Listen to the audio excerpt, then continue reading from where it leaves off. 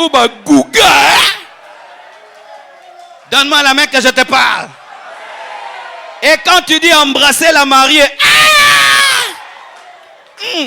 oh, bah ça là, oh.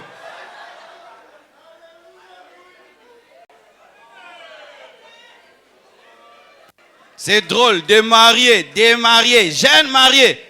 Ils dansent jusqu'à 4 heures du matin, ils ne sont même pas pressés de partir.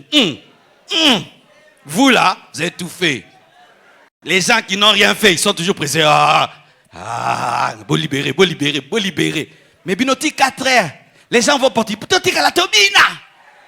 Ti 4 heures, yo bina na libano ti 4 heures. Au salagnoso, aux appréciés, hein? La seule différence, c'est la robe blanche et la veste noire. Mais à part ça, il y a tout. Si vraiment la robe blanche là, c'était vraiment dire qu'on n'a rien fait, il y aurait des robes rouges, bleues, noires, tachetées, trouées.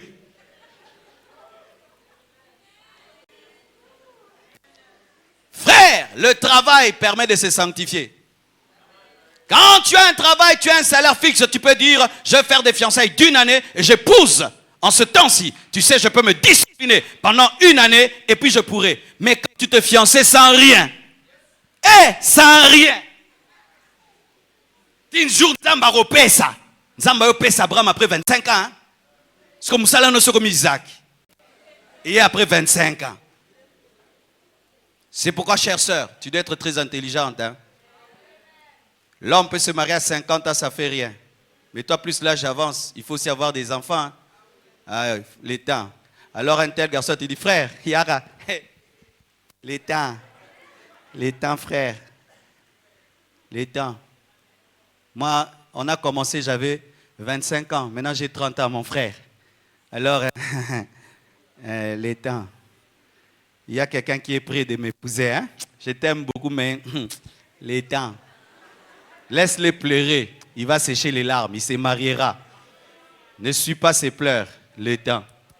Ma sœur, sur vous, tous vous, les temps. D'ailleurs, quand tu aimes une fille et tu sens que tu lui fais perdre le temps, dis-lui là, je t'aime trop. Épouse quelqu'un d'autre. Moussa Oyate. Ah oui? Moi, j'avais fait ça. Oui, j'étais engagé à une fille, je devais l'épouser. Mais eux, les parents veulent, les parents ne veulent pas. Les parents veulent, les parents ne veulent pas. J'ai dit, maman, les temps, épouse quelqu'un d'autre. Et c'est marié. Et moi, après, je me suis marié. Tout le monde est heureux. Les temps.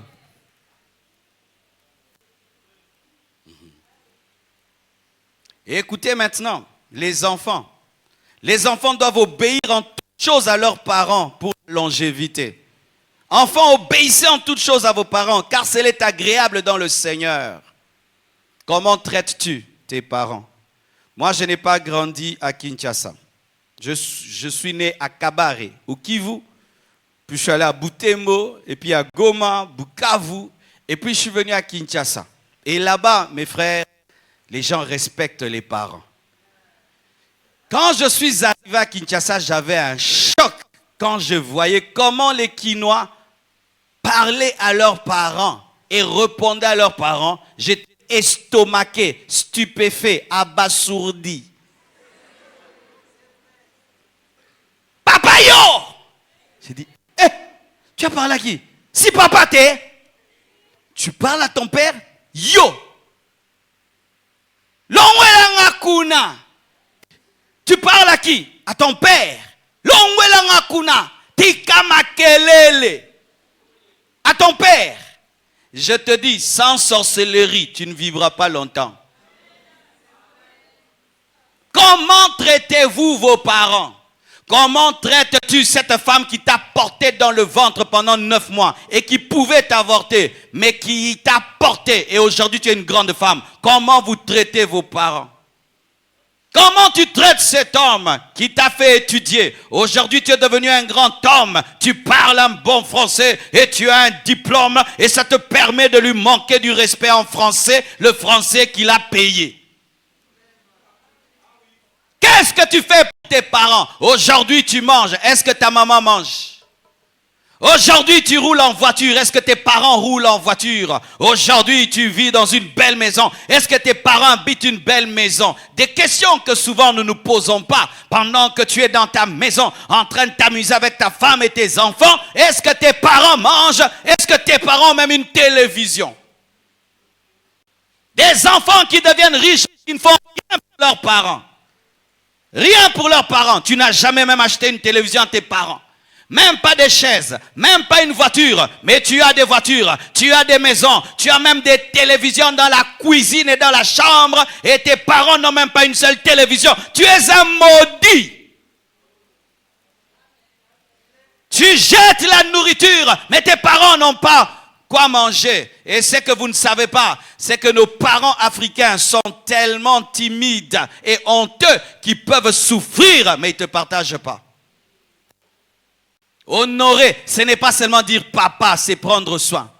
Voici moi ce que j'ai fait pour ne pas oublier mes parents. Voyez, avec toutes les charges que nous avons dans la vie chrétienne et dans le ministère et toutes ces choses, des fois nous oublions les parents. Et vous savez ce que j'ai fait?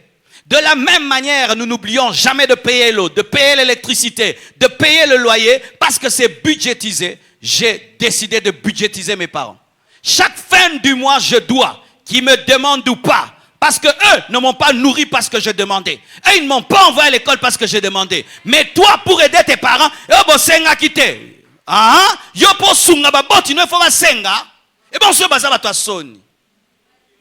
mais quand ils vont mourir, hein, tu vas acheter un grand cercueil. Là, tu vas faire tout. Et tu vas venir prendre les micros. Papa,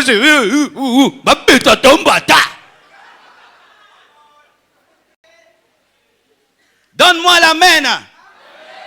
Au lieu d'acheter à ton père un merveilleux cercueil et de faire un grand deuil pendant qu'il est vivant, prends soin de lui. Au lieu de faire un grand deuil pour ta mère pendant qu'elle est vivante, est-ce que tu lui achètes des vêtements? Est-ce que tu lui achètes un parfum? Est-ce que tu lui achètes même un bijou? Qu'est-ce que tu fais pour ta mère? Qu'est-ce que vous faites pour eux? D'ailleurs, c'est là mon message. Tout ce que je disais, c'était l'introduction. Oui. C'est là que je sens l'Esprit de Dieu me dire de vous parler. Et d'ailleurs, c'est là que je vais m'arrêter. Qu'est-ce que vous faites pour vos parents? J'ai remarqué que les Congolais ont un esprit de consommer l'amour, mais pas de donner l'amour. Ils n'ont que des droits envers leurs parents et ils oublient leurs devoirs. Et ils peuvent faire des bonnes choses pour leurs amis, mais ils ne font rien pour leurs parents. Est-ce que ton père t'a déjà béni, rempli de joie? Est-ce que ta mère t'a déjà béni, rempli de joie? Vous nous bénissez, nous les pasteurs, oui, mais nous ne vous avons pas engendré. Je ne t'ai pas engendré. Je ne t'ai pas engendré. Je n'ai même pas payé tes études. Mais cette mère-là, elle est devenue une sorcière. Cette mère-là, elle est devenue une magicienne. Cette mère-là, elle est devenue la source de tes blocages, alors que c'est elle qui t'a éduqué, instruit. Alors que tu étais faible, elle était là près de toi. Et aujourd'hui que tu es devenu fort, tu l'as rejeté et tu l'as oublié. Où est ton père? Où est ta mère? Où est ton père? Où est ta mère? Je te pose la question. Où est ton père? Où est ta mère? Et dans quelles conditions? Lorsque tes parents vieillissent en soupirant, fais très attention. L'un des grands secrets de Joseph, c'était le bonheur de Jacob. Lorsqu'il est devenu premier ministre, il a pris Jacob, il l'a amené à Goshen. Et Jacob, près de lui, a été une source de prophétie pour ses deux enfants. Ephraïm et Manassé sont devenus parmi les tribus d'Israël. C'était le rôle du vieux Jacob qui était heureux à Goshen. Tes parents n'ont pas fini dans ta vie, même s'ils ont vieilli. C'est souvent ça l'erreur. Je suis devenu le grand ministre Joseph. Je suis devenu fort. J'ai ma famille et mes enfants. Je n'ai pas besoin de mes parents. Fais très attention. L'une de mes plus grandes intercesseuses, c'est ma mère. Lorsque je vais voyager, je l'appelle. Maman, je vais prêcher à tel endroit. Elle prie. Mon fils, que Dieu te protège. Que mon Dieu te garde. Que mon Dieu soit avec toi. Qu'il bénisse ton départ, ton arrivée, ton retour. Lorsque j'ai des problèmes qui me dépassent, j'appelle mon père. Donne-moi ta sagesse. Non, ne fais pas ça. Fais ça. Ne fais pas ça. Pasteur que je suis, je le consulte. Ton problème, c'est que tu as jeté tes parents alors qu'ils sont vivants. Tu as jeté tes parents alors qu'ils existent. Et tu es en train de donner à gauche et à droite à des gens qui n'ont même pas fait ce que tes parents ont fait pour toi. Nous oublions tellement vite, tellement vite. Et si tu pouvais ouvrir les yeux et voir des grandes sources de bénédiction, où tu amènes à ton père seulement un parfum, tu verras la joie qu'il aura, il te bénira. Tu amènes à ta mère seulement un pagne et tu vois la joie qu'elle aura, elle te bénira. Est-ce que vous faites encore ces choses-là? Vous les traitez comme des arbres, vous les traitez comme des personnes inexistantes et vous attendez leur mort pour les enterrer. Alors que même si ils ont vieilli physiquement, ils continuent à avoir besoin de vous. Un jour, un enfant est allé avec son père, avec le grand-père dans la voiture, et ils allaient. Et puis, il pose la question, où est-ce qu'on va? On va quelque part. Et puis, ils arrivent quelque part, papa dépose le grand-père dans un home de vieillards. Et il lui dit, il est où? Non, on a déposé le grand-père dans un home de vieillards, il a vieilli, alors il doit être avec d'autres vieillards comme lui, il ne peut plus vivre avec nous. Ok. Alors, sur le chemin du retour, l'enfant ne parlait plus. Il était très silencieux dans la voiture. Et puis son père lui dit, mais pourquoi tu es silencieux? L'enfant répondra, non, je suis en train de réfléchir sur ce que je vais te faire quand tu vas vieillir. Il dit quoi? Oui, moi aussi, quand tu vieilliras, je te mettrai là-bas. Je vis vraiment ce que moi je te ferai. C'est ce qui va t'arriver aussi. Tu es en train d'oublier tes parents alors qu'ils sont vivants, tes enfants t'oublieront aussi. Ce que tu sèmes, c'est ce que tu récoltes. Ce que tu sèmes, c'est ce que tu récoltes. Ayez des parents heureux. Ayez des parents marqués de souvenirs de bonheur. Et chaque fois qu'ils citent ton nom, il y a une joie. Même si un esprit de mort veut t'atteindre, il y aura une puissance divine qui viendra te protéger. Même si les gens prennent ta photo, l'amènent dans le monde des ténèbres et disent que tu vas mourir, tu ne mourras pas. Tu ne mourras pas. Tu ne mourras pas. Mes frères et sœurs, c'est parmi mes secrets dans la vie. Et j'aimerais vous dire aussi, souvent nous les Congolais, quand nous sommes une grande famille, nous tombons dans le piège de faire toutes des cotisations. Nous devons faire ceci pour les parents, que chacun donne 10 $, 10 $, 10 $. Est-ce que tes parents ont fait des cotisations pour te faire grandir? Mais toi maintenant, pour les aider, cotisation. Si les autres ne donnent pas, tu ne donnes pas. Quel malheur! Quel malheur! Est-ce qu'il y avait des cotisations pour que tu étudies? Est-ce qu'il y avait des cotisations pour que tu t'habilles? Mais aujourd'hui, pour faire quelque chose pour ton père, pour ta mère, il faut que tout le monde cotise. Et si les autres ne cotisent pas, n'a peine à repaire sa tête. Vous parlez de qui? Des humains? Ou vous parlez de vos parents? Vous parlez des choses? Ou vous parlez de vos parents? Et vous ne pouvez pas savoir combien cela blesse les parents. Et ce qui est bizarre, des fois, les païens prennent soin de leurs parents. Les chrétiens, on a des enseignements sur la délivrance et sur des combats et tout le reste. Vous oubliez vos parents. Alors que la Bible dit que celui qui ne prend pas soin des siens est pire qu'un infidèle. C'est écrit dans la parole de Dieu. Je vais vous parler de l'un des secrets de ma vie. On avait une grand-mère, la mère de mon père. Elle avait vieilli, elle avait atteint, je crois, 90 ans. Elle était tellement vieille qu'elle ne voyait plus. Elle se cassait. Si elle fait ça, elle se casse, elle se casse, elle se casse, elle se casse, elle se casse. Elle était dans une chaise roulante. Et vous voyez, une telle personne, qu'est-ce qu'on fait? On l'oublie. Et puis un jour, Dieu m'a dit, va voir ta grand-mère. Ma grand-mère avait tout perdu, mais l'intelligence exacte, une mémoire parfaite. Et Dieu me dit, achète-la des belles choses comme si c'était une jeune fille. Mais elle avait 90 ans. Je lui ai acheté du parfum, je lui ai acheté de l'huile, je lui ai acheté des belles choses que les jeunes filles aiment. Et je suis venu, j'ai dit, Taté, c'est pour toi. Elle ne me voyait pas, elle entendait ma voix, comme Isaac seulement. Elle m'a béni, elle m'a dit que tu deviennes riche, que tu deviennes ceci. Elle a déclaré des paroles sur moi. Dans le secret, l'Esprit de Dieu m'avait révélé qu'elle allait mourir. Et quelque temps après, je me suis marié. Elle est venue dans mon mariage. Sur une chaise, avec des pampers et tout le reste. Et après qu'on m'ait béni, elle a levé la main. Elle a demandé la parole dans la bénédiction. Elle a coupé le pasteur. Et on l'a amené jusque devant. Et elle a commencé à chercher dans son sac sans voir de l'argent. Elle croyait que c'était beaucoup. Elle m'a donné 50 Zaïre ou 50 francs ce temps-là. Pour elle, elle pensait que c'était beaucoup d'argent. Elle m'a donné ça. Elle m'a béni encore. Et puis j'ai pris cet argent. J'ai senti une onction. Plus que même quand le pasteur avait prié pour moi. Et j'ai été convaincu ce jour-là que je serais grand et je serais différent. J'avais senti qu'il y avait quelque chose qui s'était passé de spirituel. Et vous savez ça, après elle est morte. Après elle est partie. Et aujourd'hui Dieu m'a béni mes frères. Dieu a béni mon foyer. Dieu a béni mon ministère. Dieu a béni ma vie. Dieu m'a béni.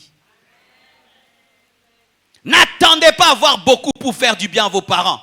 Des fois c'est ça. Oh non, j'ai pas beaucoup. Même avec 20 $, tu peux donner la joie à ton père, à ta mère. Tu peux acheter une ceinture même de 10 $ à ton père. Tu peux lui acheter un sac de 20 $ à ta mère. Oh, quand j'aurai, moi je ne travaille pas. Même un étudiant peut faire du bien à ses parents. J'avais 12 ans. 12 ans. J'étais envoyé à l'internat. Mon père est venu à Kinshasa, je suis resté avec ma mère à Goma. Et ma mère, elle est couturière. Avec sa couture, elle m'a envoyé dans l'une des meilleures écoles de ce temps-là. Elle me donnait l'argent de poche. Elle me donnait du lait, du sucre, tout ce qu'il fallait pour que je ne manque de rien. Et là-bas, j'étais comme un enfant de riche alors que j'étais l'enfant d'une couturière. Et vous savez ce que je faisais? Je gardais cet argent. Je gardais l'argent. Je me contentais de la nourriture qu'on donnait à l'internat. Et après l'internat, je revenais et je lui redonnais son argent. Elle me disait, pourquoi? Il dit, tu en as plus besoin que moi. 12 ans. 12 ans. Tu as quel âge? Tu as quel âge? Qu'est-ce que tu fais pour ton père, pour ta mère? Certaines mamans ont failli mourir. On leur enlevait les trompes, les matrices, pour t'accoucher.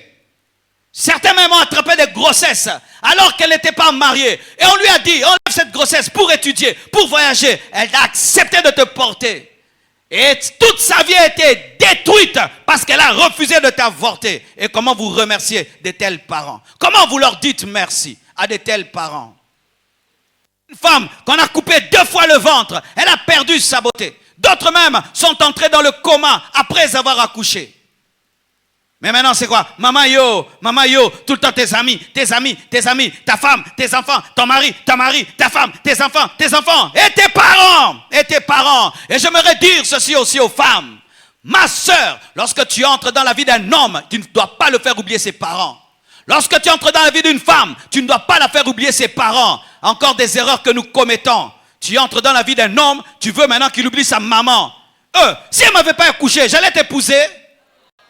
Si elle ne m'avait pas accouché, j'allais t'épouser. Et si même tu me trouves beau, c'est parce qu'elle est belle. Hein? Ah oui, oh mon mari, la mère de mon mari, je suis beau parce que maman est belle. Et ne permets jamais à ta femme de te faire oublier ta mère. Ne permets jamais à ta femme de te faire oublier ton mari. Ne permets jamais à ton mari de te faire oublier ta mère et ton père. Ne permets jamais cela. Tu n'es pas sorti d'un arbre, même si tu es marié. Qui d'entre vous voudra qu'un jour, lorsque ses enfants vont se marier, que ses enfants l'oublient? Que ton fils aime tellement sa femme qu'il t'a oublié. Que ta fille aime tellement son mari qu'elle t'a oublié. Ce que tu sèmes, c'est ce que tu vas récolter. Moi, je vis comme les blancs. Moi, ma femme et mes enfants. Les blancs, hein? Les blancs. Quel blanc vous parlez? De quel blanc? Mes frères, en Europe, il y a des blancs qui vivent même pire même que les Africains. Il y a des Italiens, il y a des Portugais, il y a des Espagnols, des Mexicains qui vivent toujours en famille. De quel blanc vous parlez? Les Français, les Belges? Les Américains vivent en famille. Les Américains vivent en famille.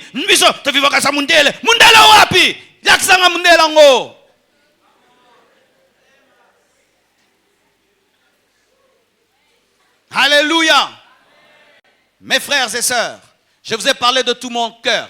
Et je sais que Dieu a parlé à quelqu'un. Et arrêtez ces choses d'apprécier le message. Et de dire le pasteur a bien prêché. Non, j'en ai pas besoin.